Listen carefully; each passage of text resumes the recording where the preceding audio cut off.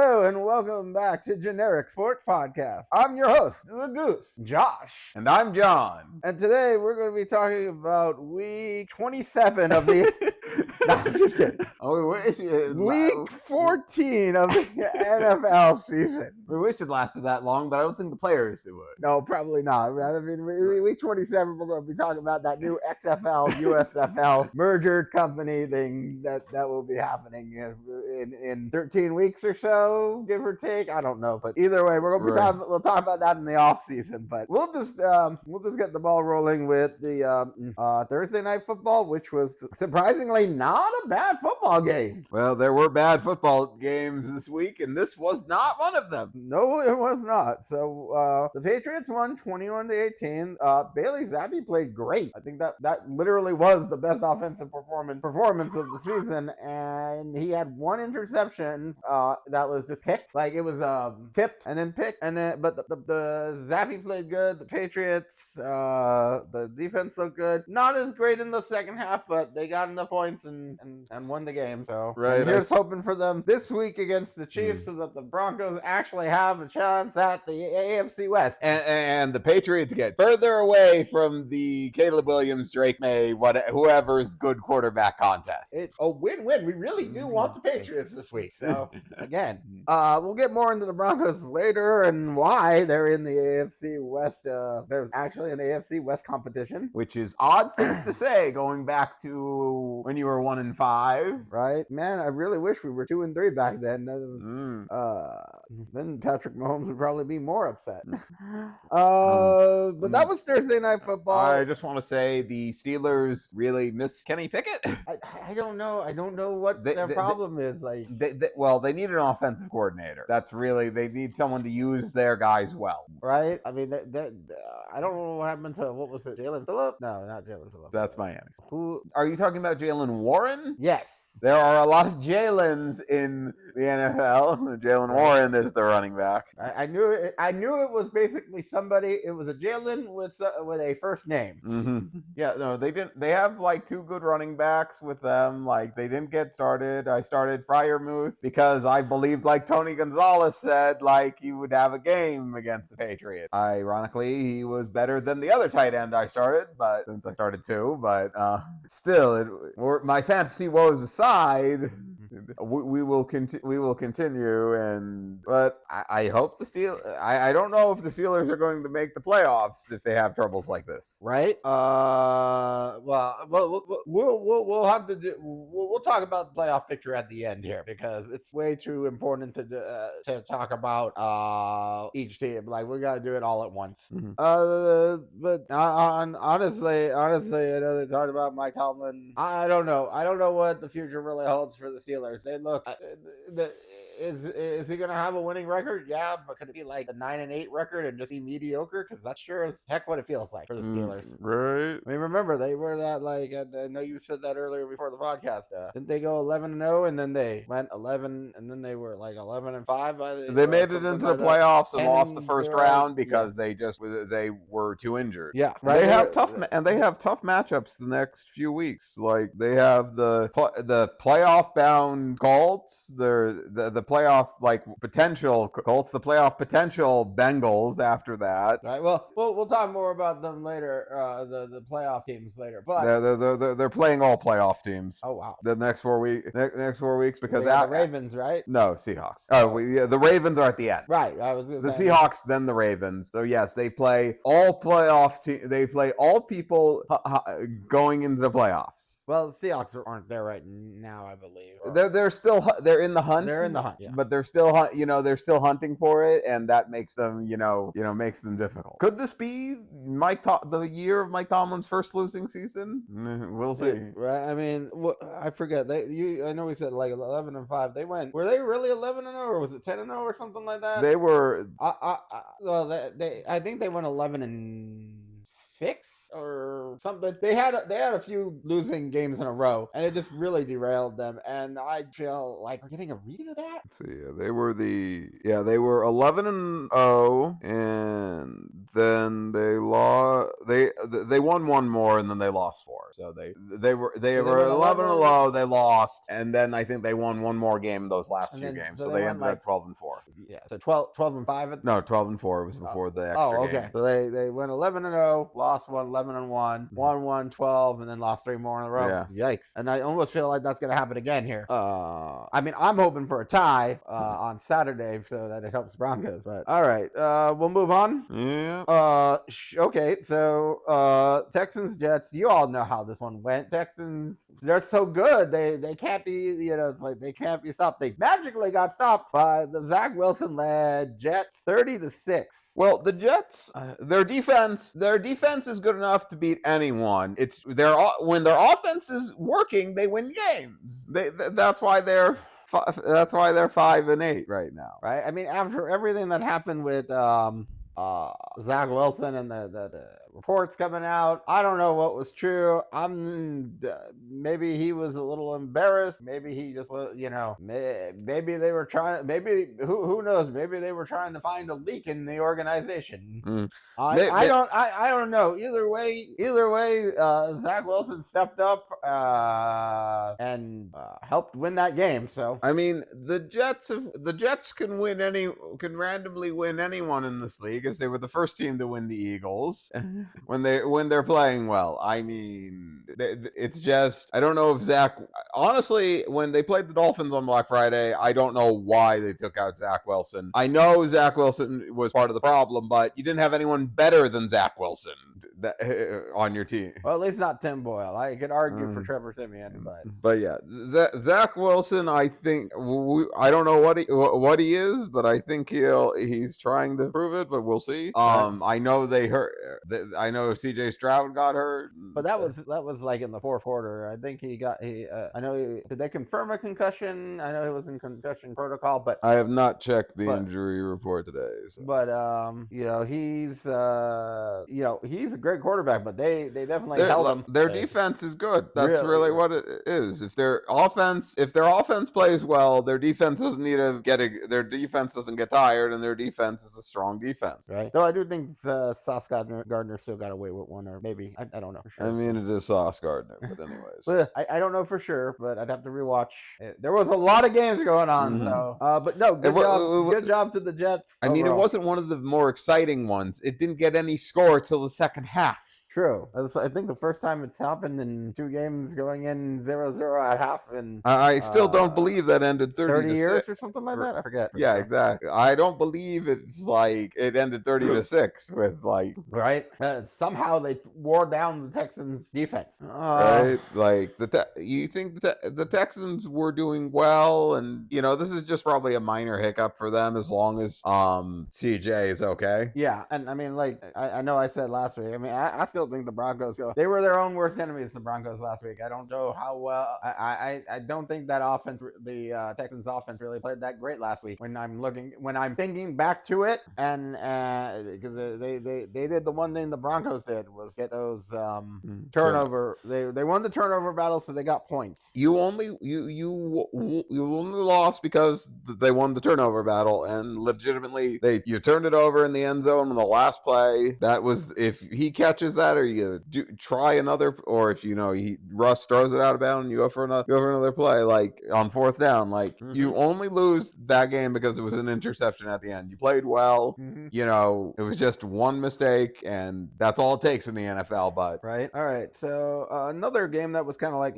anything else, or should we go to the next lopsided game? No, I think I'm pretty good. I just hopefully ready for a more competitive matchup against the Jets next week. Right, that should be an interesting one with the Dolphins. That being said, another blowout, which just they can be a good team if they just do, is the Saints versus the Panthers. I mean, it was the Panthers, but the Saints did show some signs of life, and they're it's a 3-way tie right now, and they all have tough schedules in the NFC South, and we really could do an entire podcast about the NFC South's playoffs. Right. Not just the playoffs, just the NFC South.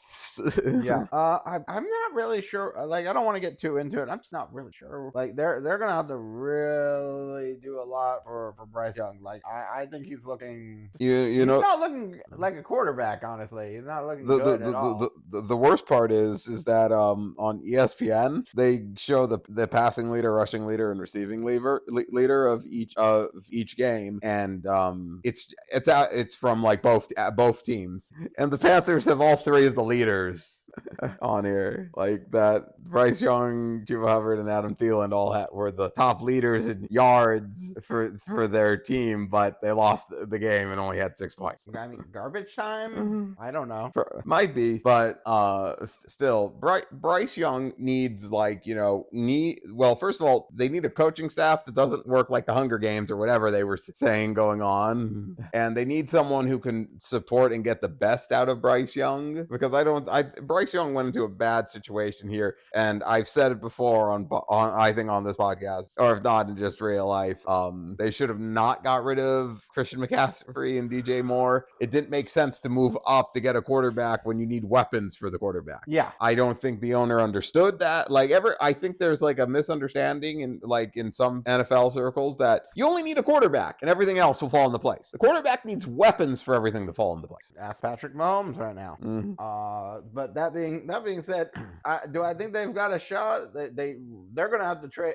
They might have to trade something on defense or offer a heck of a lot of money to get a wide receiver. Honestly, I won't even be surprised because I wouldn't be surprised if the Broncos trade Jerry Jeudy over to the Panthers just to have an opportunity to make him. I can see. I think they will find like receivers, because they'll either trade or they will pay someone, because some players just want money, and that makes sense. You do it for what you do it, but Carolina needs a lot of help. They do. Well, and we'll see what happens with the Saints. I do not know. NFC South is crapshoot, and it's honestly one of the more entertaining parts of seeing who's going to win that division. It is. I cannot tell you. And it's not that they're even playing. None of them are playing bad. They're just playing. It's like they're all not playing bad. They're not playing great. They're inconsistent. That's the problem, because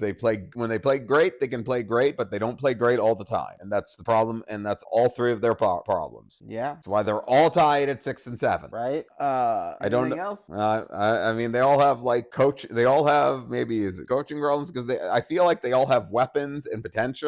But we'll see. We can move on. The Rams and the Ravens. Now that was definitely one of the games of the week. Mm-hmm. Back and forth, up and down. Man, Aaron Donald really needed to get a sack on Lamar Jackson. There were some plays there that Lamar was getting with his feet, and I mean that felt like it could have been a Super Bowl with how those teams were going. Mm-hmm. So I'd love to see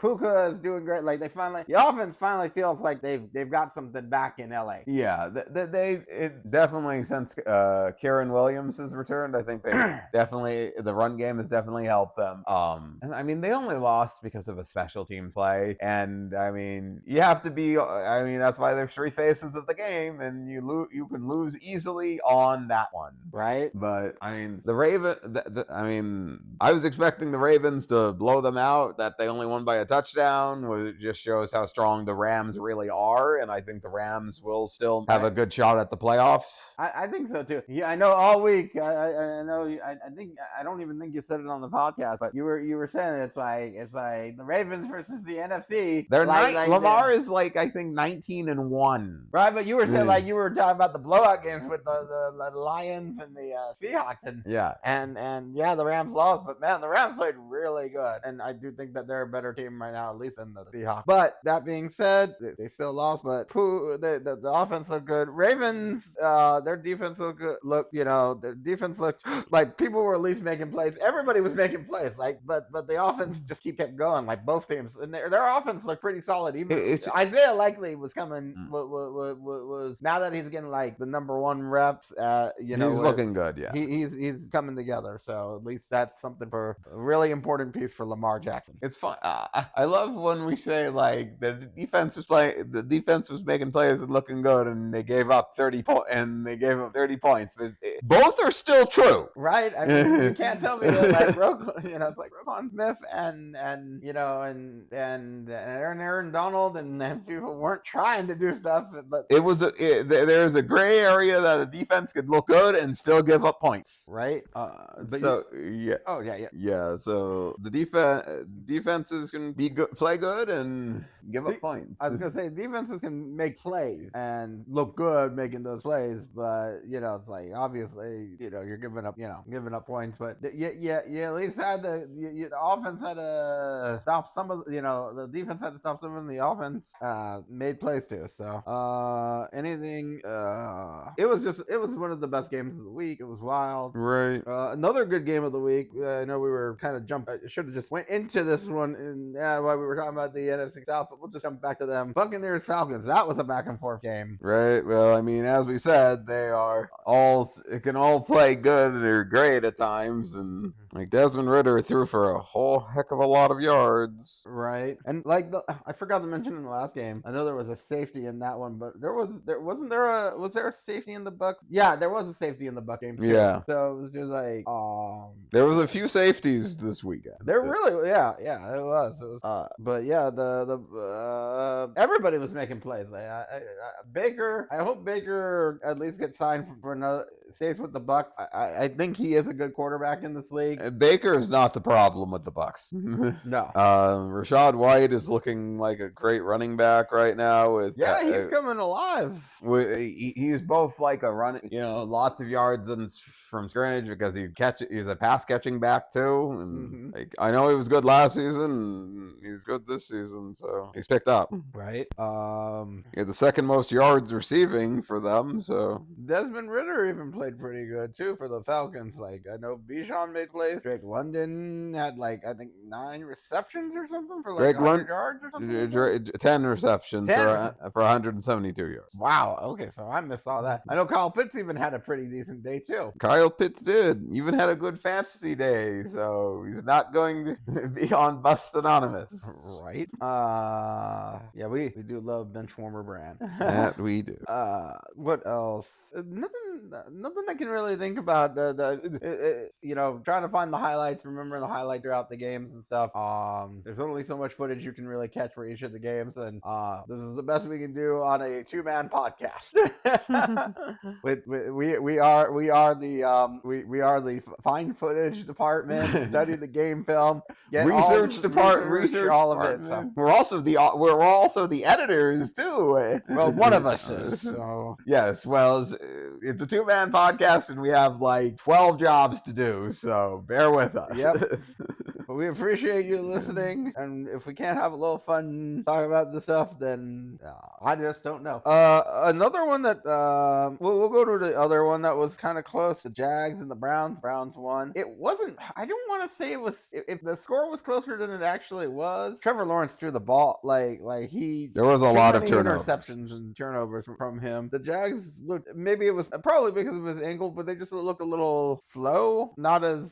I didn't feel like they had as much energy going in that first half. But Evan Ingram played great. Whenever you have to like play catch up and have to try for an onside kick at the end, you have not played that great. Like right, you do not want to rely on the like less than 1% chance or 1% low percentage chance of getting the ball back, so we somehow magically can try and get that 4th and 15 pass into the NFL. Right.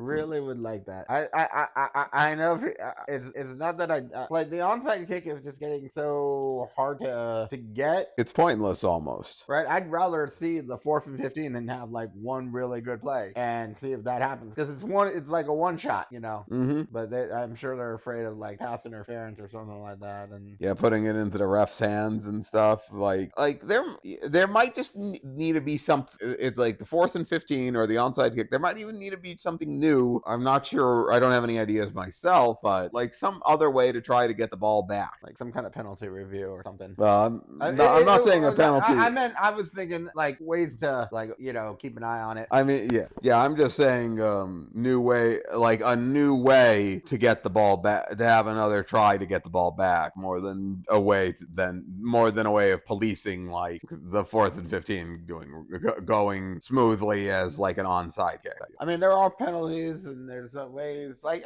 there's got to be something that can keep that game excitement at the end that you could see, So if it means maybe policing it, but making sure that it gets done the right way, I'd like that, And I mean, I know there's not pass interference on every play, and some quarterbacks can just throw 15 yards easily. Yeah, and sometimes or they can even run 15 yards. Who's going to expect that?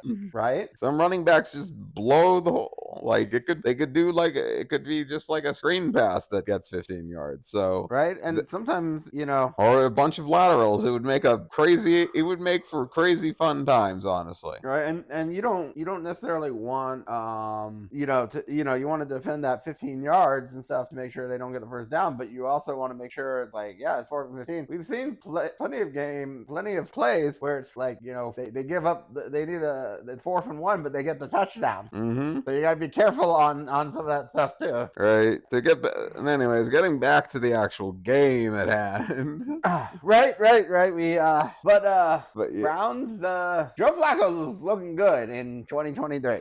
Well, he's with a good offensive coordinator, which might have been better than the last couple teams he had. I mean, no offense to the Broncos when he was on yours, but no, we were a mess. Yes. There was so much mess at that time. I know getting the right head coach was really important, but also getting the right. I'm sorry, I think George Paton, he saved his job. Like I think the Broncos are looking good. That talent's really coming together, and right now that the Russell Wilson trade not necessarily looking that bad. Well, oh man, I didn't realize Trevor got sacked like 4 times. Like he threw also for 50 passes and only completed I think 28 of them. 28. Yeah, I was gonna say 27, 28. There's and your only problem. 250. It was 257, I think, right? 257 yards. Yeah. Well, what doesn't help is that like the run game was basically non-existent. They only had 58 running yards between 2 running backs and Trevor. So the Travis Etienne not getting going is definitely, I think, the stall in that offense. He is the most valuable player on that offense right now. Travis Etienne.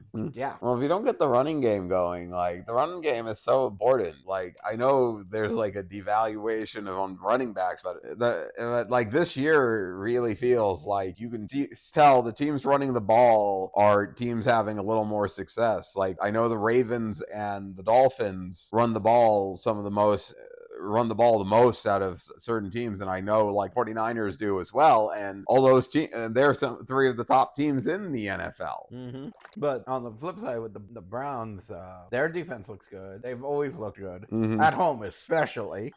They had 4 takeaways as well. So yeah, they were just really, their defense is really tough, right? At home. So the fact that they're a wild card team, that's going to be an advantage to all of the teams that they are playing, and not unless they're a wild card team right now.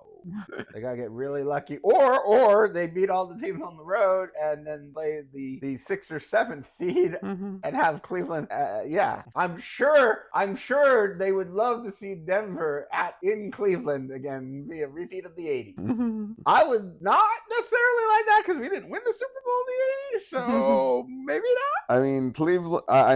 I know Cleveland. They have a mediocre schedule left.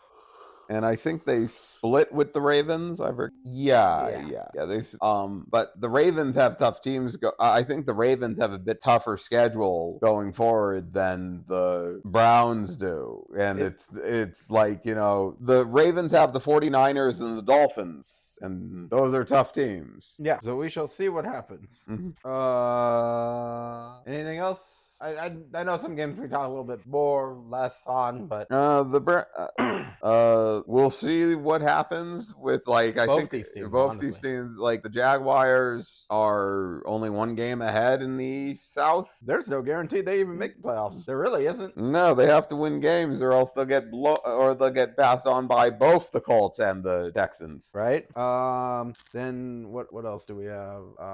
Well, I guess we could go to the Bengals because man, they beat the Jags last week and they handed the Colts a big L, 20-point loss. The Bengals were just lighting it up. Jake Browning. I mean, somebody might trade for him or something. Or I mean, I wouldn't. I honestly wouldn't trade Jake Browning if he's doing this. If he's doing this well, depending on how Joe Burrow is. Like, I mean, he does get hurt, so it's great to have this caliber backup quarterback. And Yeah, he really, God, could you imagine if they actually just let Jake Browning start and let Joe Burrow heal for that first month? I mean, we don't know if Jake Browning would have been all like this in the beginning, but he's giving them a competitive shot, like the Bengals are not done with, which is the total shock of the NFL right now. Mm-hmm. But they're running the ball. They're strong with both Joe Mixon and I don't know where Chase Brown came from, but Browning the Brown certainly worked well for the Bengals. There's something funny about that with the history of the Bengals having.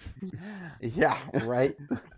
The Bengals are winning with the Browns.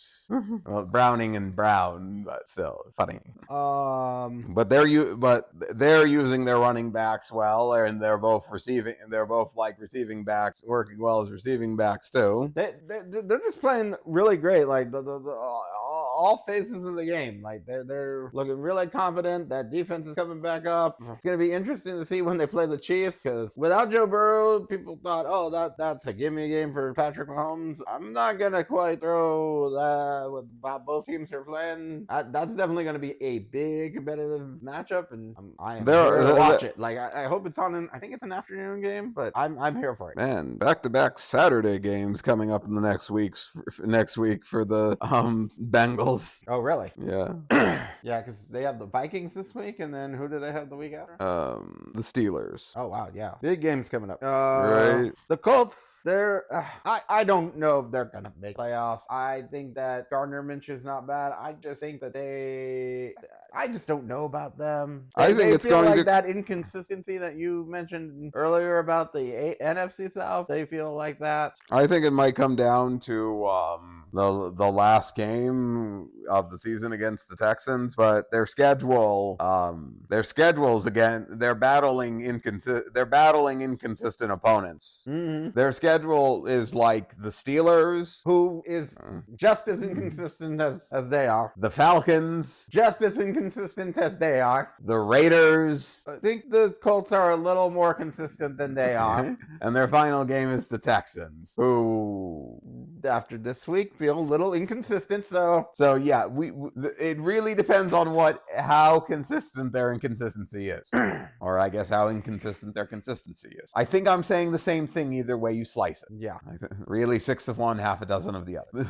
Yes. But I mean, they really did not play well. But I think the Bengals defense is really good when they're playing really well. So that could have been their. This could have been their like last difficult game for the Colts, or they could not win any more games the rest of the season. Exactly. They're facing teams on the edge where they are. Teams exactly how they are, so they can go anywhere, any combination of those wins from 4-0 to 0-4. I didn't go just 2-2, but we'll see. We shall see. Now, speaking of another game that not as bad of a loss, but definitely a wild one that I guess if you really think about it, it's not as wild as you think, but Bears beat the Lions, and I gotta give, honestly, I was thinking about just I gotta give the whole team, the Bears, they get my honk of approval. They honk to the Bears because Justin Fields got a touchdown, ran one in for the first time time since like week 2 or something like that. The Bears defense came and slowed down the Detroit Lions offense that looks usually really good and puts up 30. So I'm just really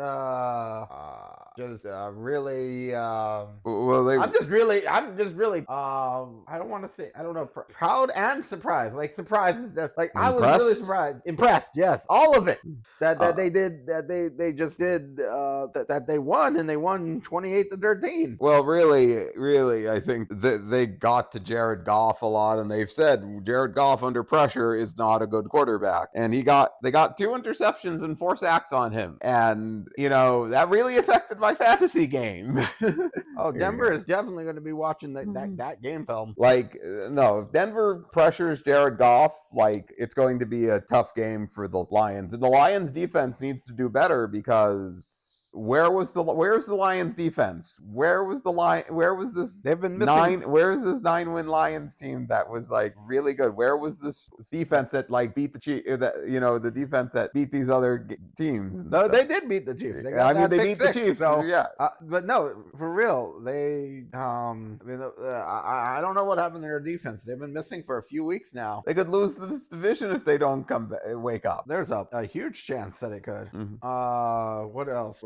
But yeah, no, they got my honk of approval, because the Bears defense the Bears defense came to play, and they were smart to get like Montez Sweat. So. Right. Well, and I mean, they had, Justin Fields ran for 58. They had over 100 yards combined of rushing, and well, they did have Deonta Foreman back, and he definitely helps. Right. I don't think he's leaving. I think he's staying with the Bears, which is smart, because I always thought of him as a starting running back, and that he should have stayed like with Titans. But right, if I'm not mistaken, they had like 4 sacks and 2 interceptions. That's what. Yeah. Oh, you said that. Okay. Yeah, on Jared Goff. Yeah.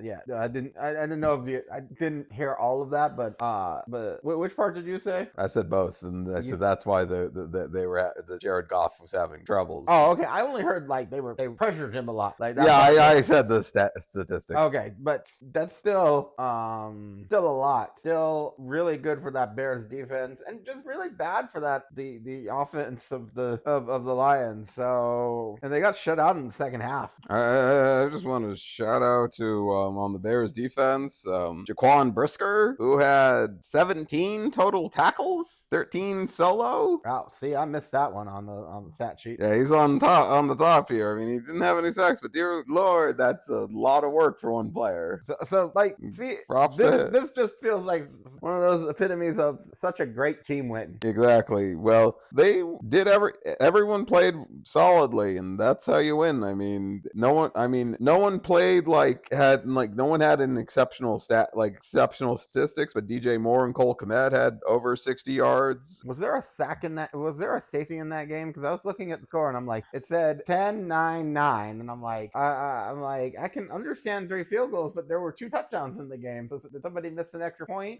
They missed a 2-point conversion. Okay, so they missed a 2-point and got a field goal. Okay, that at least that is the janky way to get the 28. Right. I always remember when I was younger, looking up the Dolphins scores, and I'm like, how'd they get here? It's like, that's a normal score. Looking at it, it's like, it's required like a safety, 2 field goals and a safety, or some weird stat line. It's like, nope, did not get there the normal way. Right. By the way, just not saying this is an approval, or I'm not saying like it's the only way, but seriously, football's a great way to learn math, to help your math skills, because you question. It's like, I saw the 9 and 9, and I'm just like, but 9 and 9 means that did they miss a extra point? Did they get a safety and a touchdown and a regular? What was it? It's like it keeps your math skills sharp by thinking about all these numbers. Just and nice little tidbit to throw out there. It really gets your math skills knowing if you understand the formula how to do quarterback rating. My math skills are not there.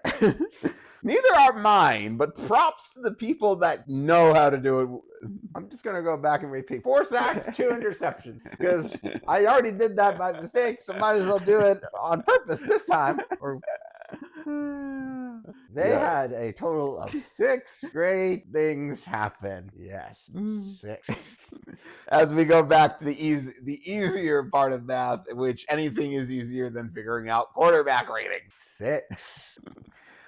And you said what? The 17 total tackles, and how many did he do solo? 13. So there were 4 assisted tackles on that one. So see, math. I don't know when this became a math podcast, but there you go. Well, I mean, you can take like averages are on the statistics. Like Josh Reynolds, 3 receptions for 44 yards, and his average is 14.7 yards per catch. Yeah, we not a bad way to learn math, though. Yeah, like I said. But averages, addition, subtraction, and complex formulas of the quarterback rating. Yep, division, and all of the other fun stuff. Maybe we'll do a podcast on how to figure out quarterback rating and help. How we fail at doing the quarterback rating formula. All I know all is the you have to excitement. complete like 80% of your passes, have like at least 2 touchdowns, no interceptions. And you have to I end think up 250 yards, and you have to end up with 158.3. Oh, see, I was gonna say 159.3. So that tells you how much I get a bonus point. Suck it. Where do you get the bonus point from? Because Where's the math on that? Oh, because I repeat the information you say like a dumbass and not paying attention. So I have to call myself out on that. But I get a bonus point for it. Why am I rewarded instead of you? I don't know. I don't make up the math. That's the quarterback rating. I'm just going to take a 2-point conversion here and get two extra points here. But that's only on the score. The quarterback rating has nothing to do with the score. I have a perfect one. You can win the game, but I got a perfect one. Winning the game matters more than a perfect quarterback rating. I know. Well, don't tell me that in Madden because I try and go for the perfect quarterback rating. But we are getting sidetracked. So that was the Bears defense and offense doing a great job against the Lions. Let us move on. Yes. Do we want to do the easy math? 3 + 0 equals a win for the Vikings? Yes. Yep, that's pretty much it. It was 0-0 to like the last 5 minutes. No. When I looked at the game, it said there was 2 minutes and 13 seconds left, and no one scored. Oh, so my I bad. want So this last to 2 minutes. So less like 2. Oh, you know what? I remember the highlight. Yeah, the field goal was like right before the 2-minute warning. So less than 2 minutes and 13 seconds, and there was score. So yeah, I don't know if Josh Dobbs is keeping his job as starting quarterback. So I think they're gonna. What was his name? Jaron Hall. Jaron Hall. I can see him getting the start next week, just to see if that helps with anything. Yeah, this game was like the lowest scoring game since what was it? They mentioned the Dolphin, and I've even mentioned this game before, the Steelers-Dolphins game.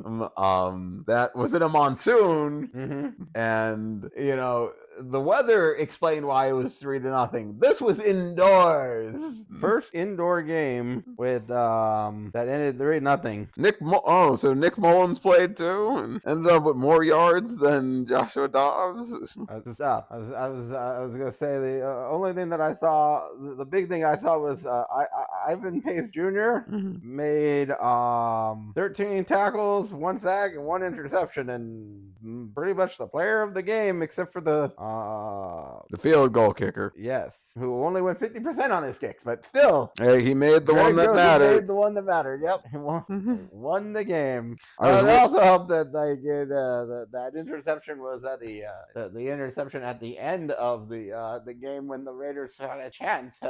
Well, Josh Dobbs got sacked 5 times, and Aiden O'Connell got sacked 4 times. So that does not help. Right? Well, I don't know who made the interception at the end, but no, there was only 1 interception, so it was Pace. Yeah, it was just Pace. Yeah, so good job, Pace. You sealed the win. Not only did you have the most tackles, you sealed the win. Right? So definitely player of the game. We've talked way too much on this game as it is. So right. Before we travel off into math or some other context. The 49ers beat the Drew Lock led Seahawks. That trade. Now, last year you'd say Seahawks won that trade with the Broncos. Broncos looking pretty good right now, so we'll see what happens in the long term, honestly. Great, you said Drew Lock, but you said it so fast you put the song from Shrek in my head. Whoops. Welcome to Drew Lock. Drew Lock is. I don't know. I don't know what Drew Lock is. The backup quarterback right now, but yeah, the 49ers, well, they won not by as much as they did the last time, but hey, a win's a win. 28-16, good. Purdy, had one interception. He got 2 touchdowns. He's still in the MVP conversation. Deebo Samuel's doing great. I think he's the first player that had both a rushing and receiving touchdown in back-to-back games in NFL history. George Kittle played good. He got a little banged up, but everybody, as they keep rolling. Did you see how many yards that running touchdown was for Deebo? No, I didn't. 1. Still counts. Yes, it's 1 carry, 1 yard, 1 touchdown.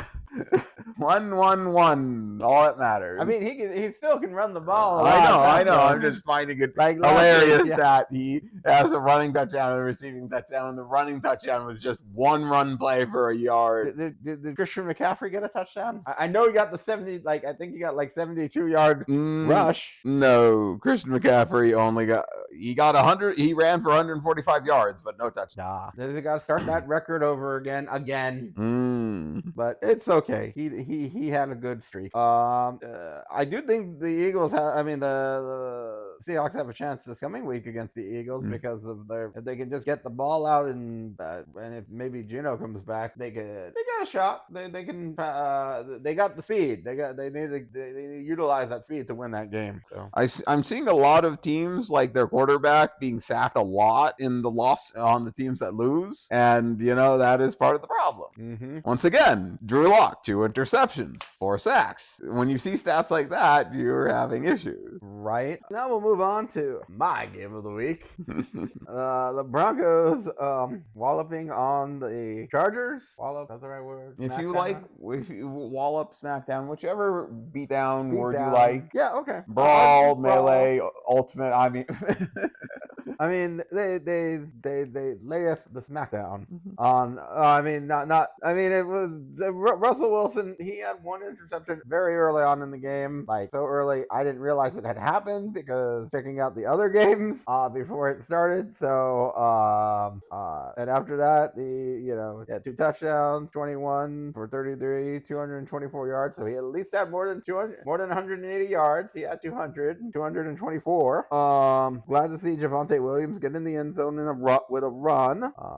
And Cortland Sutton, I think if I saw the stats, it was 20%, somewhere low 20% chance of catching that ball in the end zone. So I don't know, Cortland Sutton deserves some type of awards at the NFL. I mean, I don't know if they get catch of the year or something, but he has catch of the year.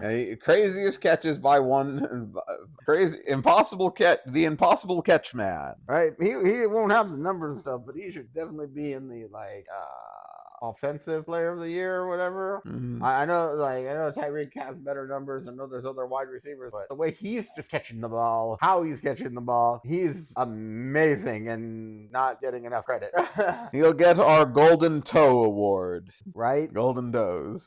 Something. We'll make an award for it. Right? We should do that and send it to him. He gets he gets another honk of approval. Wait, is it a honk of approval? Yes. Why am I blanking on that? Why am I bad? Okay, I'm overthinking right now because I'm just thinking about all of the highlights and how well I love watching that game. But yes, he gets my honk of approval. Even though he only had 62 yards, but he was averaging 20 a catch. So you had some big chunk plays from was it Javonte Williams, 20-yard long run. Cortland Sutton had a 46-yard catch, and let's not forget Lucas Krull's 35-yard touchdown. Oh wait, no, it wasn't a touchdown. It was just a 35-yard pass. I can't read today. Yeah, because Troutman was the one that got the touchdown. Yes.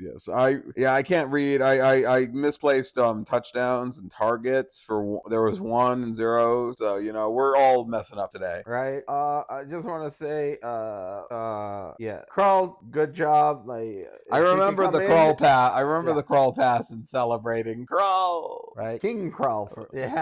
Soon to be King Krull. Like maybe we'll finally have a like maybe Troutman and Krull will work his way into being a good tight end together. Maybe.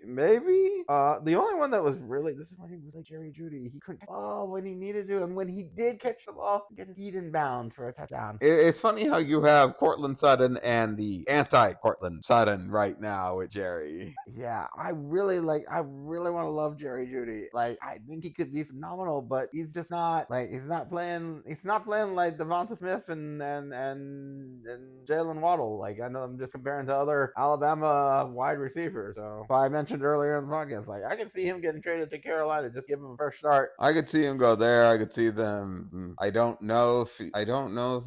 think he played with Mac Jones, so but he still might be better than some options they have there. So somebody's gonna give him a second shot. I think we're gonna move on from him and draft somebody, especially if it's a deep wide receiver class, and there's always good ones in the second round anyways. Look at this year. I mean, some of the better any of them almost anywhere, and even relevant to this game, Quentin Johnston looks like he had a game. He did.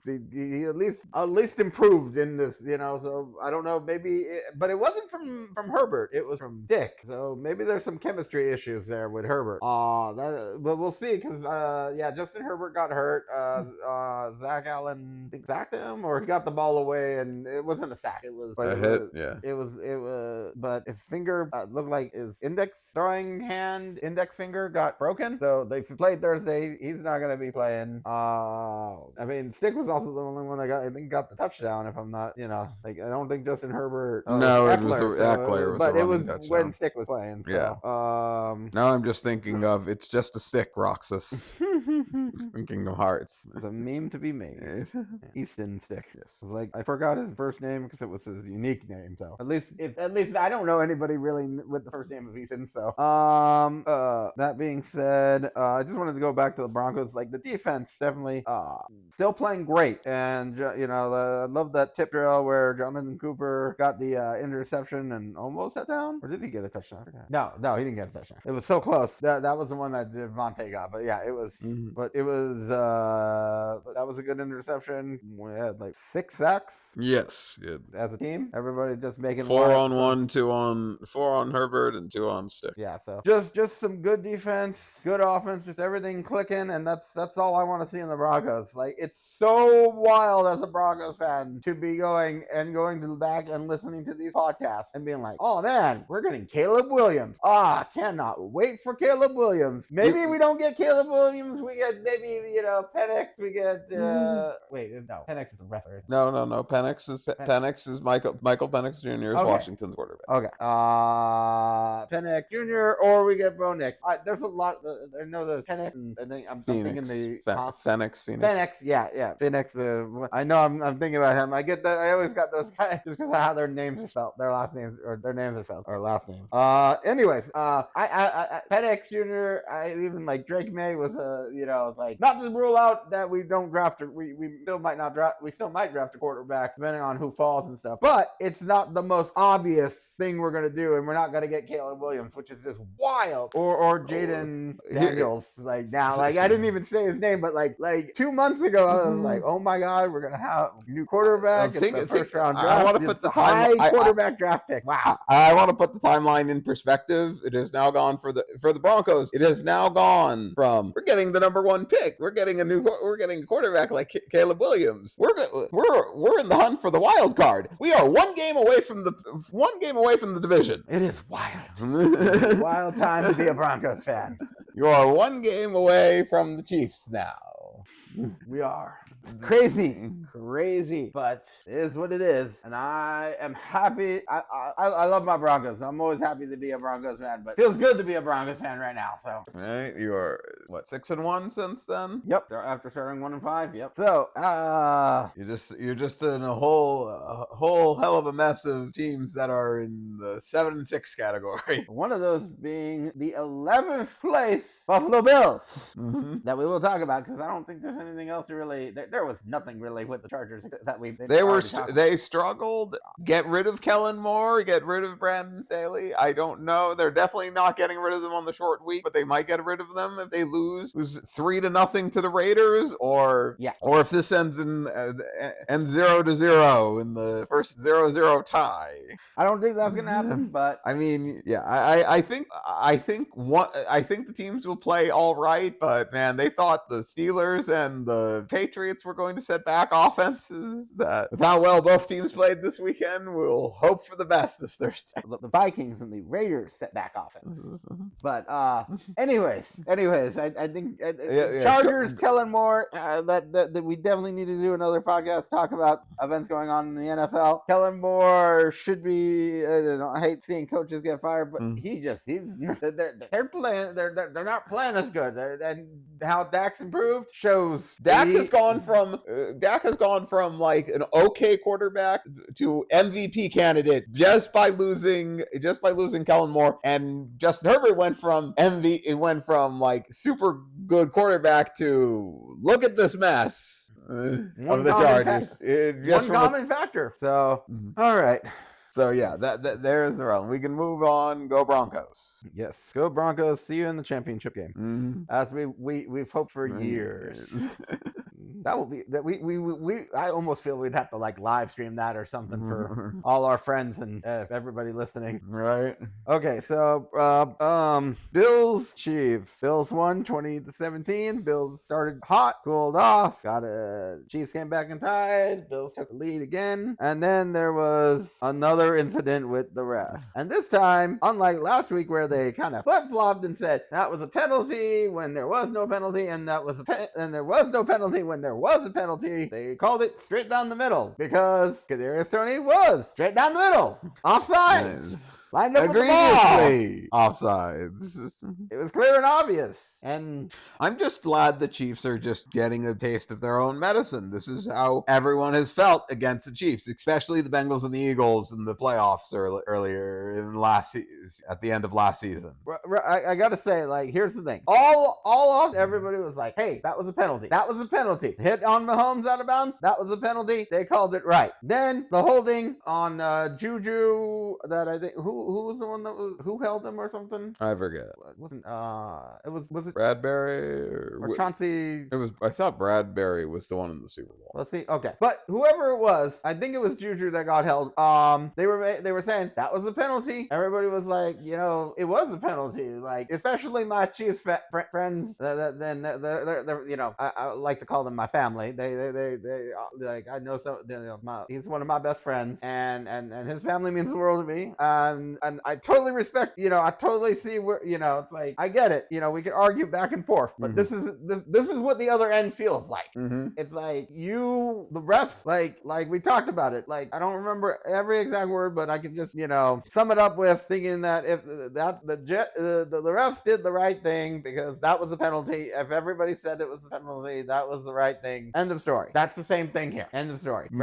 Does it suck? Yeah, but it was very clear and very obvious. And even if and that's the thing. Everybody's saying like, oh, the refs always like try and adjust and stuff and help the player out. Well, two things about that. One, Kadarius Toney was looking to the right. He was looking at Patrick Mahomes. He was looking to see when the ball got snapped. If anything, he was looking at the far linesman. That ref's not calling anything out to him. The ref's trying to do his job on that side of the field, on the right side of the field. Kadarius Toney, if there was supposed to be somebody calling out to him that's on the left side, well, you're not looking, and at the end of the day, it's a penalty. And just like last week, I mean, I don't want to say it's not karma like last week, like it's I don't know if you want to call it karma. It's like that weird justification. It's that weird thing. It's like one, if it's like you call a bad penalty, they don't call a penalty. They want to try and even it out, and I think that's exactly what the refs did last week. That sucks when penalties do happen. But but that's the thing. When you're asking, you say, hey, that was a penalty last week. Call the penalty. Guess what? They called the penalty.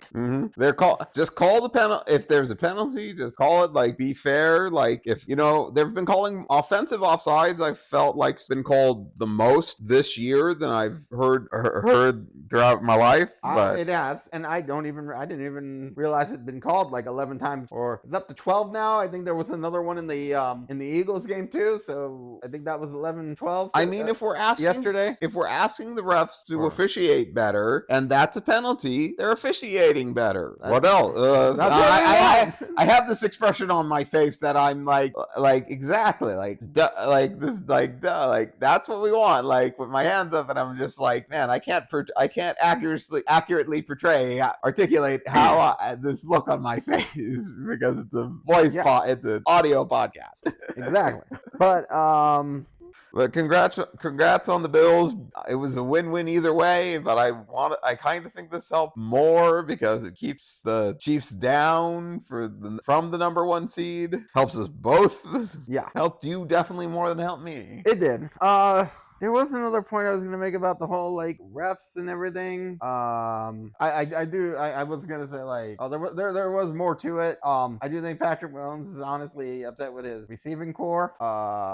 It's like I hate it's like the refs, they were right. Like we want better officiating. And man, my head is so upset at me because I forgot what I wanted to say about I think it was something from the Packers game. Oh, it was something from the Packers game. Again, with the refs, even if you did get that call and a touchdown, you still needed a 2-point conversion to just tie the game. So there was no guarantee of the Chiefs even winning that game at all last week. So and I mean, they scored this. Even if they scored this touchdown, it doesn't mean you win. You left enough time there for Josh Allen to do some heroics. True. I know people say they wanted the play because it looked really cool, and I'm like, well, first of all, you already got your play that counted that did the same thing when you won against Miami. You just had it on defense, which was essentially the same thing of a player lateraling it to the other player. But it didn't involve Travis Kelce, and that's what, Travis Kelce is running out of time, and,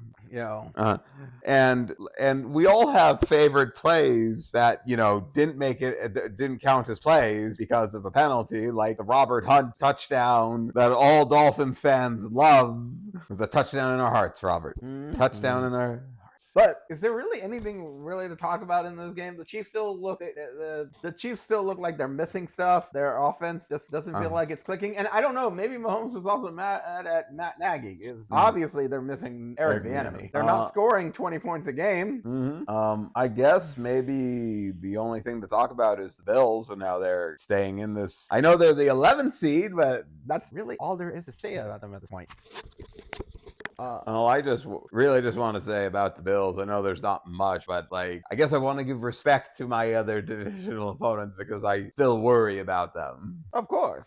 But, I mean, they're not having their greatest season, but so are the Chiefs. So right, it's an odd year of football, to say the least. So, actually, it really is an odd year of football. So, the Dolphins are doing really good. I'm excited. It is odd. I haven't felt this way since, I think, the 2000s. I can't remember last time the Broncos and the Dolphins had a winning record like this. So, and hopefully they both make the playoffs, because I can't remember last time that happened either. So, I think John Elway and Dan Marino were quarterbacks. Probably.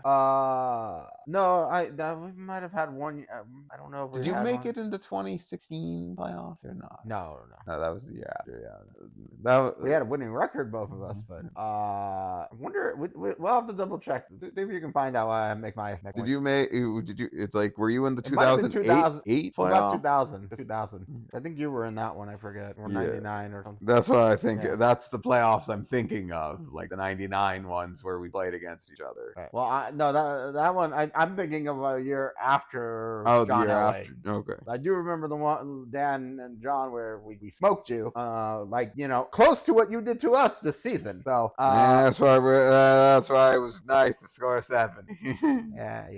Anyways, one other note on the whole Kadarius Toney thing because I mean it's also like there. I think they would have called that no matter when. Sure, there was 1 minute left. But maybe you should have checked more. You should have looked at the ball. You should have been there. There's so many ways that you could have checked yourself to see that you were on the line or over it. And I don't even know if they would have called it if you were exactly on the line. You were over the line, and it is what it is. And honestly, I really wonder how many Chief fans are, complaining about it. I haven't seen that much as like last week's. I mean, I could go check Twitter, but I don't want to go to that hellscape. Right. Of looking up any NFL fandom, like they are very toxic people there. Right. So yeah, it was 2000 was the last time I think we were both in the playoffs, not 99. That's what I figured. Oh, and I mean I know we won the Super Bowl in '99, but that was the '98 season, I believe, right? Yeah. So yeah, no, I mean the 2001 season. Okay, so yeah, that makes sense because I was like, I think we were there with Brian Greasy.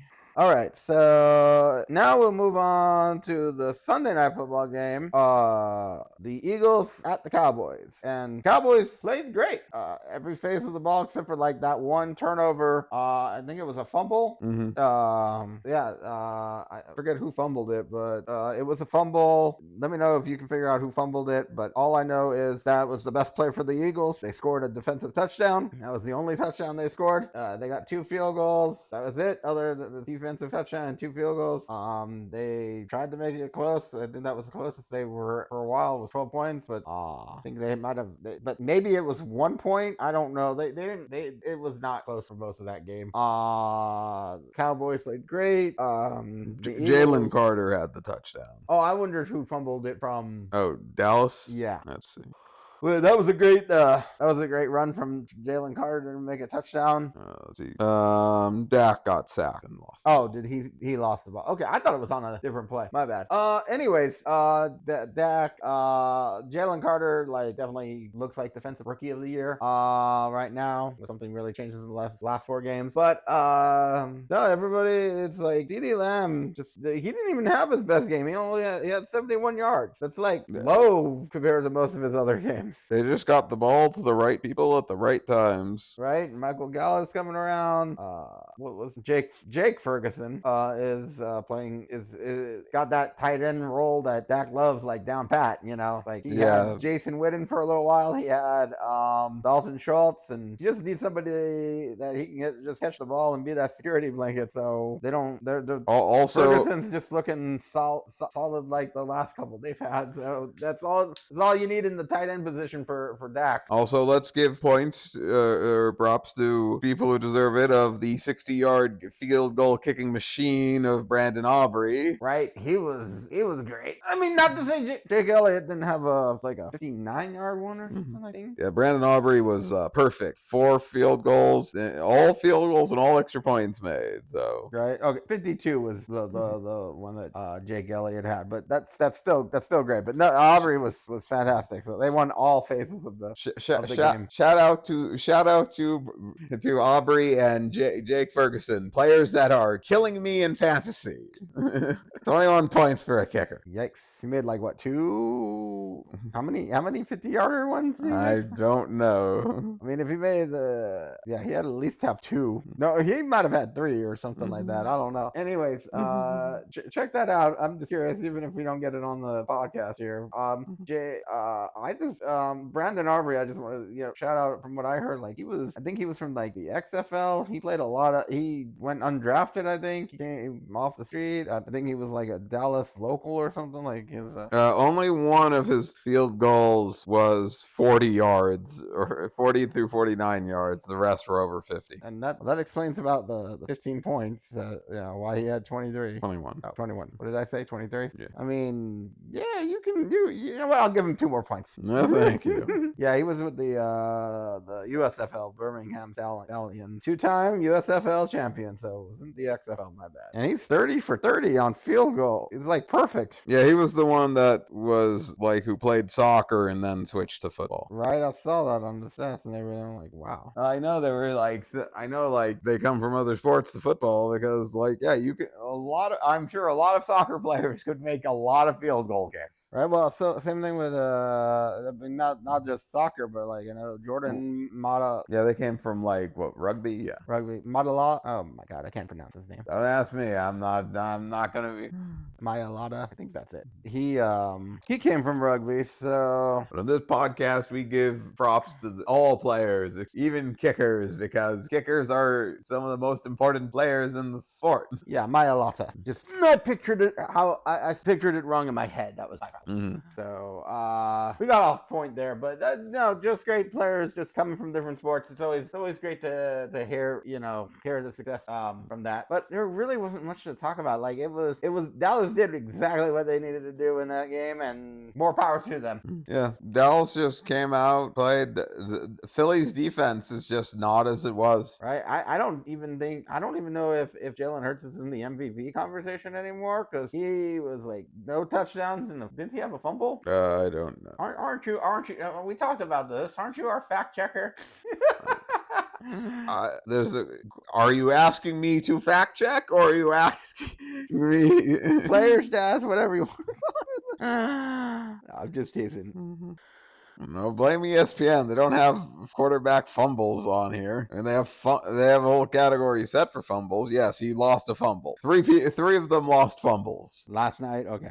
I figured he did, but that just I know it. I just know it hurts the MVP conversation for him, though. But we'll see how it goes the next few weeks for the others. Yes, but it only it really depends on how it goes, because losing the MVP conversation is, I mean, it does hurt, but it's really just this conversation, which doesn't really do you any good till the season finishes. True, but we like to talk about it. It makes the sports interesting, storylines and all that stuff. So. Right. Anything else we want to talk about with Sunday Night Football? I am good. All right. Well, I just want to say Dak's definitely in it, Brock's in it, and I think Tua and Tyreek are still in it. And that just makes me think with Dallas definitely played good. So I'm interested to see where they go. We get another 49ers Cowboys matchup in the championship game. It's been too long for the championship game. That being said, I talked about Tua and Tyreek. Let's move to Monday Night Football, where we actually have two Monday Night Football games. Well, we had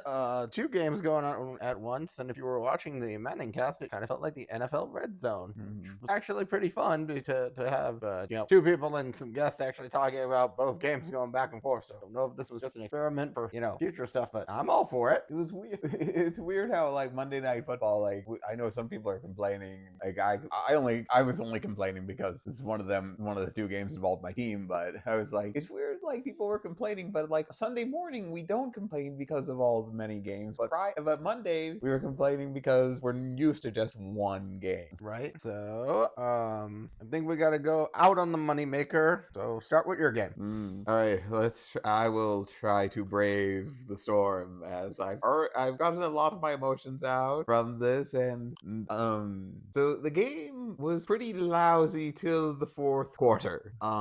There were lots of screw-ups by the Dolphins, but I mean there were screw-ups by the Titans too, and the refs. There were a lot of screw-ups everywhere.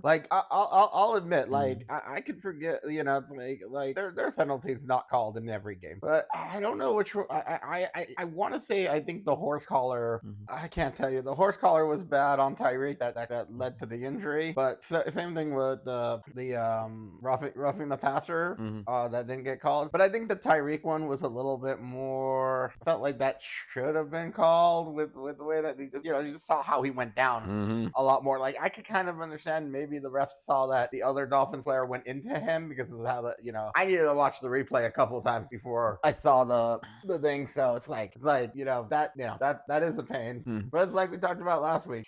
Some calls get missed, some calls. Right, it's nothing new. Missed calls is nothing new for the Dolphins. Well, especially when you think about the Eagles game. But moving forward, we lost by a point. They made a 2-point conversion, scored again. We just failed.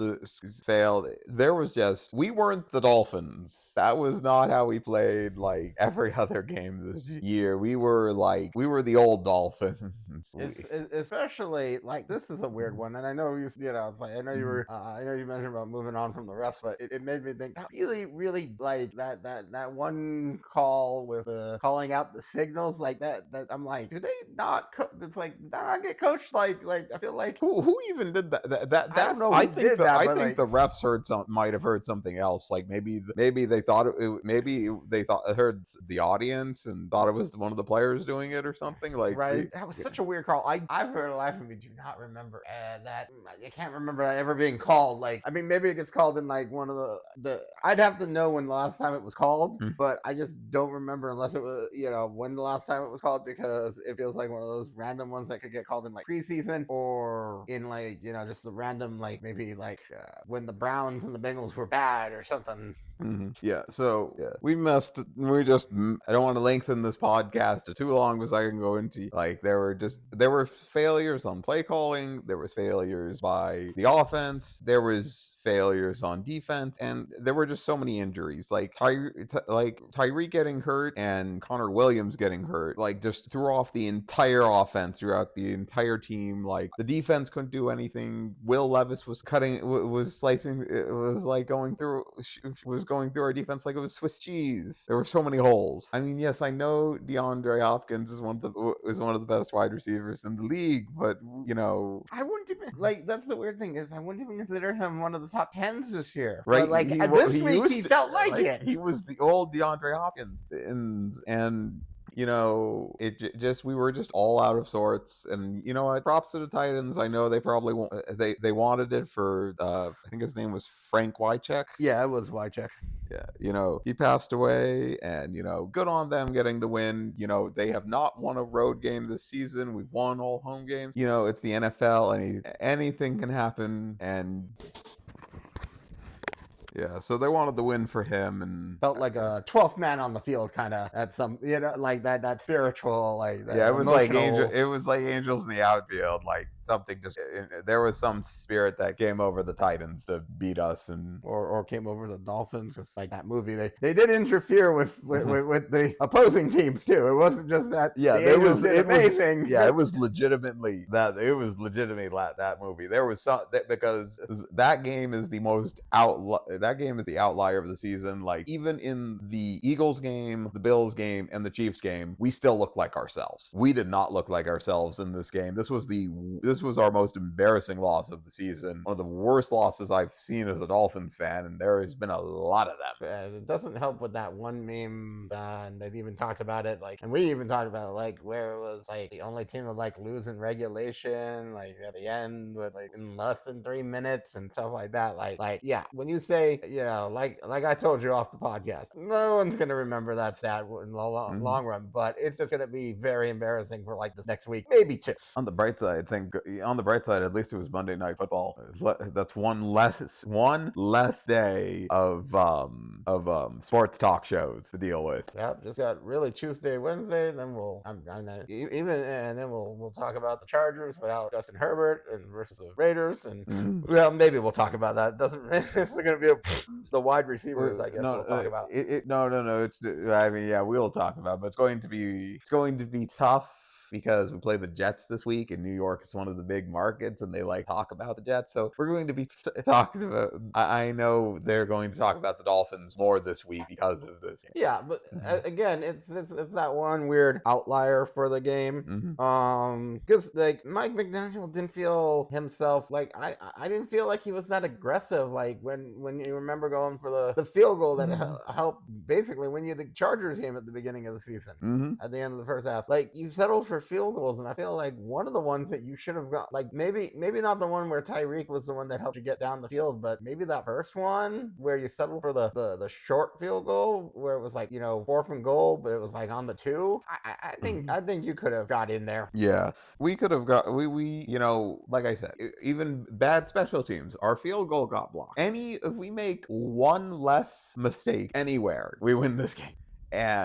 But there were so many of them, and the injuries, because even Xavier Howard and Jalen Waddle got hurt on plays, and Deshaun Elliott all got hurt on plays, and I think Connor Williams is the only one who didn't return. And when Liam Eichenberg has to play center, it's not the same. It's not the same. Like, I think he's doing better, and he might actually be a pretty okay center, but it's still like he's only other people have started a center. He's only started center this year, so whenever he plays center, it's just like another game for him at center, where centers have played center for years before the NFL at times. But he's only a second year player anyways, I think, or right? Second or third, I forget. Something like that.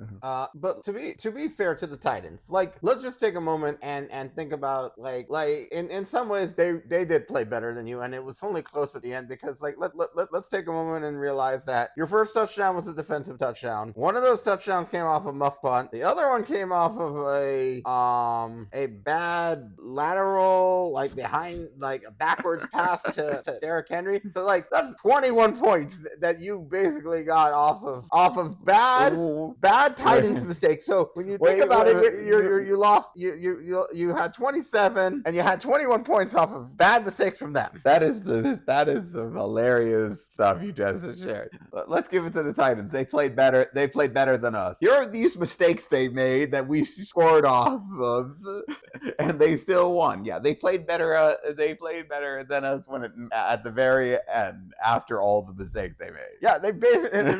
I mean, I'm just thinking, I'm like, they made all of these mistakes and came back from them. And if they didn't make those mistakes, you probably would have looked worse, honestly. So it would have been worse if they didn't make mistakes. But to be fair, their smartest move was going for the 2-point conversion and making the 2-point conversion, because honestly, it could have went into overtime for another 10 minutes of shenanigans. And that, honestly, the 10, I mean, how can you not go for a 2-point conversion when you're down and you're just trying to gamble to win the game anyways? And 2-point conversion, you got Derrick Henry, so makes sense to me. So, but Will Levis looked good, 300 some odd yards. Derrick Henry, Tajay Spears. Tajay Spears looked better than Derrick Henry. He's going to be their back here soon. I don't know how. I don't know how much more Derrick Henry has in him. I could see him being let go to just try and win a ring. Honestly, I legit could see that in next year, and he might not even play the whole season. Just when they need a running back, and he knows there's a contender that's got like 10 wins, he'll come off the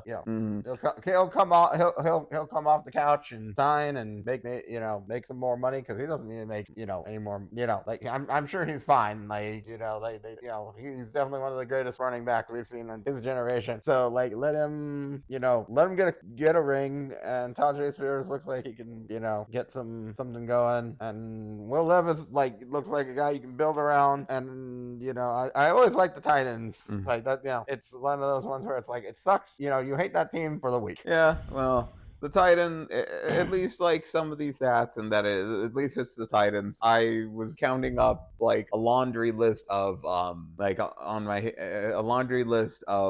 worst teams or people these losses could have happened to, like this embarrassing loss, like this historical embarrassing loss could have been to, and that it's still Will Levis and the Titans, not as bad. Could have been Ryan Tannehill in a revenge game, or could have been, like I said, or ones I said, it could have been worse, like Tom Brady, the Panthers this season, right, this season's Panthers, any of our division opponents, Justin Herbert, because these are players and teams that would never let us live it down, or fans of Drew Brees. Nothing against him, they just didn't like to let us live him down because of passing up on him. I feel like that was more more on Nick Saban than anybody else. I mean, that was on the doctor of the team, but that's history right now. And that's about all. That's about all I had so far. But I'm sure, and kind of the Ravens, because they kind of like the Ravens have embarrassed us before anyway. So, but they were kind of on the lower end of the spectrum. Now, as I digress and move forward, I don't know what I don't know what holds the Titans, and I just hope we get back to our winning ways and get past all the bad juju or whatever was around us here. Like, but yeah, I mean, at least you don't play the Patriots with juju. I mean, we are a Juju Smith-Schuster. Yeah, I mean, yeah, there was that one. I think there's another juju around, but there is. I think we play juju sometimes. But anyways, but yeah, so that's there were some good parts. Raheem Mostert was really good, and I mean, Jalen Waddle made some catches, but and Cedric Wilson. But I really want to know how often, with Tyreek not on the field, how many times did Jalen get thrown to?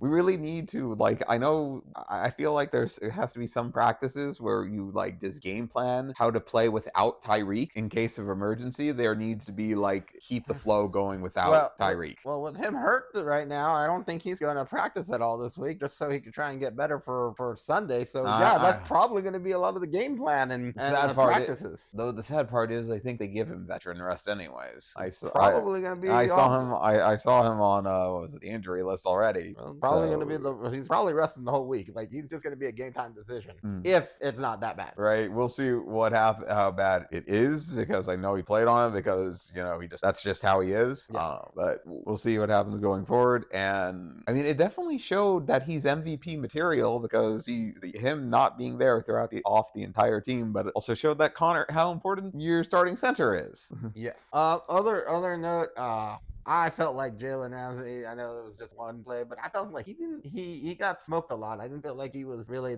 a difference maker as he had been in the previous weeks. Well, I feel like it might have been because Xavier got hurt and Javon Holland wasn't playing. I mean, yes, we were injured going into it because Javon Holland didn't play, Taron Armstead didn't play, and Robert Hunt didn't play. And to lose another offensive lineman, we lost a few of these games because we had like 3 hurt offensive linemen. And I mean, the backups do a pretty solid job, but when you lose like someone mid-game, it definitely throws your offense off. And hopefully the offensive line will be healthier, because the Jets play pretty similarly to the Titans, and I see them being able to do the same thing to us that the Titans did. Mm-hmm. Well, not exactly beating us in 2 minutes, but in the final 3 minutes, but being able to cut through our defense like that, which they really should have got to Will Levis more or something. Like, the defense did not play aggressively either in the final few minutes either. Right, well, that's what I was saying. But like, I mean, Ramsey has been better than what he didn't look great last night. But well, we had the polar. We legitimately went from the polar opposites in games. We legitimately went from the Commanders, where we committed zero mistakes, to committing to the Titans that we committed like every freaking mistake I can think of. Yeah. So like every other game between no mistakes and all the mistakes are in between of this season are in between the Commanders and Titans game. Mm-hmm. Now, before we're gonna move on to the next game after this fun fact, but when you think about it, with all 4 quarterbacks that played Monday Night Football, Tua was the most veteran, like most experienced quarterback in the games tonight. And yeah, I know him and Jordan Love got drafted at the same draft, but Tua's been playing. Yeah, Tua has the most starts, so yeah, so it's just crazy to imagine that, just believe that and stuff. And I don't know if the curse of the Manning cast was still around, but I don't blame them. But I know, like, if you're a guest on the Manning cast, your team loses the. No, we'll see. We'll see how the Vikings do on Saturday. Well, to be fair, I don't think that's going to matter for. I think it might matter to current players, because I mean, I know Patrick Mahomes was on, he lost, and Tua was on, and then they lost. But I know Ocho Cinco was on, but the Bengals definitely didn't lose. So it might. I think, like you said current players. Technically, Kirk Cousins is a current player. Yeah, it's just an injured player, and his team plays. Yeah, so we'll see.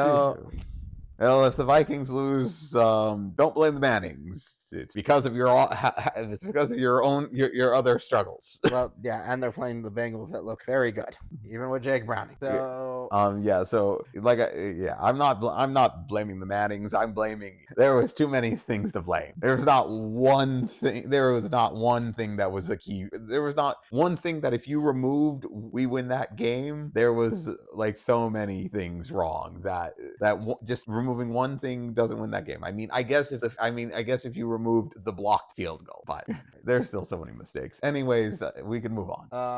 The Packers and the Giants. Didn't watch everything, but that was like keeping an eye on it as much as we could and seeing some of the plays. Saquon had a day. Packers. Joe Barry does not run a great run defense. Tommy DeVito looked good. Like, he's solid. And one fun fact is that Will Levis had more passing yards than DeVito throwing and Saquon running combined. So that was interesting to see. But Saquon had, I think, 2 touchdowns, 80 yards or something like that. Yep. DeVito had like how many passing yards? I think he missed like 4 passes. Yeah, only 158 yards, but he had the most important things: No interceptions and no sacks. That sacks is both are definitely very important. And what was he? 18 for 22? 17 for 21. I was close. But yeah, 17 for 21. That was. I mean, I don't think he didn't make that many yards. He didn't get the perfect passer rating like we spoke about before. But they did a great, but he still did a great job. Robinson, number 17, I think he looked like he was like gelling, coming together. Like the wide receivers playing really good under Tommy DeVito. Danny DeVito is. I want to see Danny DeVito play. That could have been a thing in a comedy. Anyways, has Danny? We need to look into if Danny has commented on Tommy DeVito just because of the last name. Right. Maybe they'll do something with the Eagles Giants game because of always sunny. Yeah. So that might be a thing. We'll see if that happens, especially the game where they go to the Giants go to Philly, because they have both games. It doesn't matter. They can do it both weeks because it's like it's like twice in 3 weeks. So right. Other than that, Jordan Love, like, I had him as my fantasy quarterback. I knew I should have played Justin Fields. I had some regrets. I had a lot of regrets. I luckily won my game. Did not have as much regrets as I did. Right, but the Lions played more poorly than I think the Dolphins. Yes, well, I did not. I should not have gone into Monday needing 100 points from 5 players. So it happens, and it was possible. But I mean, it was possible, but I had the wrong 5 players. They did well, but not well enough. Yeah, and but yeah, Jordan Love. I mean, he got the touchdown at the end, but his numbers. Do you have his numbers? Jordan Love's. Yeah. Have them in a second.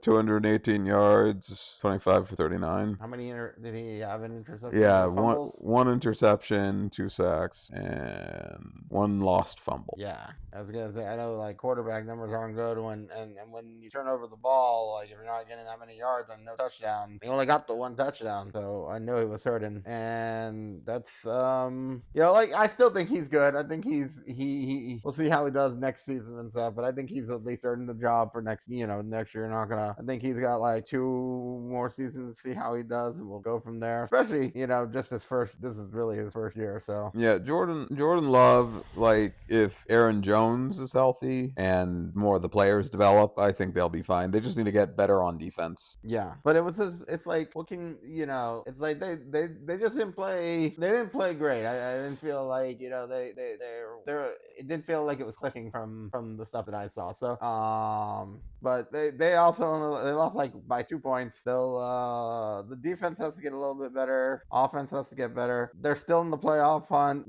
Eventually we knew that Matt LaFleur was going to have a loss. So in December. So let's see what they do next week. I don't know if Daniel Jones is really. We all knew Daniel Jones wasn't going to be the answer, but it is. I don't know if Tommy DeVito is, but he's winning games, and I'm not one for QB wins as a stat, but I definitely care more about. I mean, wins get you the Super Bowl, right? That they do. I don't like. It's hard. It's hard to really see what since I didn't watch the whole game. But Green Bay, I know you can do it. Like it just felt like an off game for both Green Bay and Miami. So maybe that's just the case. Right. Green Bay lost because of a field goal. We lost because we couldn't get.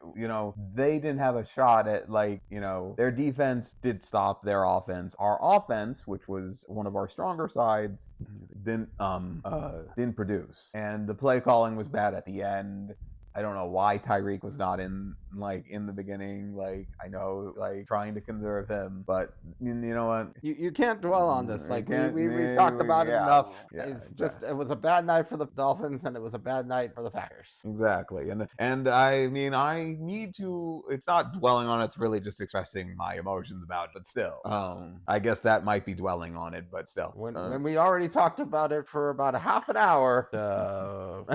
I mean, fantasy wise, can't rely on my team. My win record has lived and died with the Dolphins. Granted, it's put me into second place now, but at least, but it gotten me a 10-win season so far. Isn't that better than the Dolphins record right now? Yes. But we don't have a bye week, though. Yeah, their season's going to go longer anyway, so.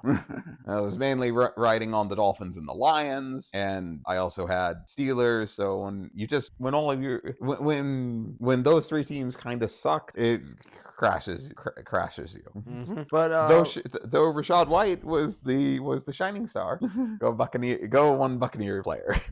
But yeah, it's gonna be interesting. I wonder if the Giants can win out. I mean, I don't think so because they got the Eagles in Philly. But never say never. I don't know. With how DeVito and the Giants have been playing, they look stronger than the Eagles. Well, at least they look tougher. At least. I mean, can we talk? I know it's so we really just need to do a playoff podcast because of how crazy the AFC is with the 6th seed through the 11th seed all being 7-6, and then you have the 7th seed for the NFC being at 6-7, and that there's teams like the Giants and the Bears aren't out of this. Right. Well, we'll do a playoff podcast. But any other last notes on the Giants, the Packers, or the Titans? Well, the Titans could possibly, in a weird twist of fate, screw over the Jaguars at the end of the season for either of the other two teams. Oh, they're not somehow mathematically eliminated, but the Titans are definitely going to play spoiler because they ain't going to give up. They're going to try and get every win they can. They played the Colts stuff last week. They beat you this week. Mm-hmm. They're going to be the scrappy never give uppers. Right, and that might be what scrappy means in general, but they're still never giving up. Green Bay, I think will bounce back, but who knows? I think they play one of the NFC South teams this week. This week, so that's going to be a whole I think that match. Don't they play the Buccaneers? I want to say it's the Buccaneers. Yeah, but the Packers it's like they've thrown me off. I don't know what to think of them right now. It's so weird. They're a part of the members of the consistently inconsistent group, right? That's why it's that's why I haven't really wanted to finish this because I'm just I don't know what else to say, and that's pretty much it. It's they're so indecisive. It's I'm being indecisive because they're indecisive, and it hurts. Mm-hmm. But are you saying love hurts? Love hurts. Yes. That's the song of the Green. That is the song of the Green Bay Philadelphia matchup. If that ever happened. Did we have that this year? Did we? Maybe we had it in the preseason. Yeah, we did not have that. Okay, that will be a fun one. I'm almost certain they'll play that song. So right, they have to. Right, but I think with that note, that's a good one to go out on. I think I was just going to say I think the Giants are streaking upward right now. So no question there. They have a good chance at playing spoiler, and kind of what they need to do. That's what I'd want to do. If it's okay. I just want to say if I I'd want a better draft position, but at the same time, if I could hurt my division rivals and play with winning a game or two against the Eagles, I kind of want that. So that it helps the Cowboys, but hey, guess what? It's the Eagles made it to the Super Bowl and they won a Super Bowl recently. Let's I'd want to play spoiler to them. right? The Giants, so the Giants, I believe, play New Orleans. So it's a fun time how both the Monday night teams go to face NFC South guys, and it's a battle of the inconsistently consistent, except for the Giants have been consistent with DeVito. So the Giants play who? The Saints, and Green Bay plays Oh, okay. So Tampa they're Bay. both okay. Was there anything else you wanted to add? That was just like the fun part there. I think that's pretty good for me. Well, that sounds good to me too. We're really gonna make a joke because we were gonna go off with "Love Hurts" song. It was a good note to go off on, musical note. And since I'm explaining it here, we'll go out with that. So thank you for joining us. Please like, share, and subscribe. Give us any feedback you may have. We'd love to hear from you. And thank you for joining us. See you here next time. Bye.